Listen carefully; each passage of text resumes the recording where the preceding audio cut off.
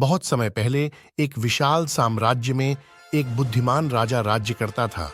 प्रजा उसका बहुत आदर करती थी क्योंकि वह न्यायप्रिय और दयालु था। राजा को जानवरों से बहुत लगाव था और उसके महल में एक रंगीन तोता भी रहता था। यह तोता बहुत ही चालाक और बातूनी था, जो राजा का मनोरंजन करता था और अक्सर उसे ज्ञानवर्धक बातें भी सुनाया करता था। राजा अपने दरबार में बैठा था। मंत्री और सैनिक महत्वपूर्ण मामलों पर चर्चा कर रहे थे। अचानक महल के बाहर से चीख पुकार सुनाई दी। राजा ने एक सैनिक को जांच के लिए भेजा। सैनिक लौटकर बताया, महाराज, बाहर एक गरीब किसान खड़ा है जो न्याय की गुहार लगा रहा है। सैनिक की बात सुनकर राजा ने कहा, उसे अंदर लाओ, मैं उसकी बात सुनना चाहता हूं।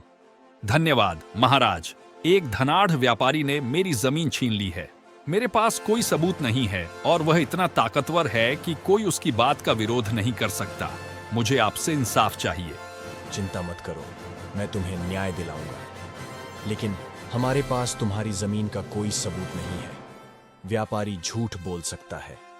तभी तोता राजा को बोलते हुए, महाराज, इस मामले में सच जानने का एक तरीका है। तोता, तुम बताओ क्या करना चाहिए। आप दोनों को रात भर जंगल में रहना होगा। सुबह बताना होगा कि रात में आपने क्या देखा। जिसकी कहानी सच होगी वही जमीन का असली मालिक होगा।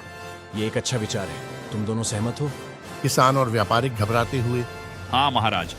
रात को किसान और व्यापारी जंगल में चले गए। रास्ते में उन्हें एक शेर दिखाई दिया। व्यापारी डर के मारे पेड़ पर चढ़ गया, लेकिन किसान शांत खड़ा रहा। सुबह दरबार में किसान ने बताया कि महाराज, कल रात को रास्ते में एक शेर देखा था। व्यापारी ने दावा किया कि महाराज, मैं 3 शेर देखा था। तभी तोता हंसते हुए, महाराज झूठ बोल रहे हैं। शेर अकेला रहता है और डर लगने पर पेड़ पर नहीं चढ़ता। तोता सही कह रहा है, व्यापारी झूठ बोल रहा है। जमीन असल में किसान की है। इस तरह राजा ने तोते की मदद से किसान को उसका हक दिला दिया। इस कहानी से हमें सीख मिलती है कि सच हमेशा सामने आता है और बुद्धि का सही इस्तेमाल करने से कोई भी समस्या हल हो सकती है।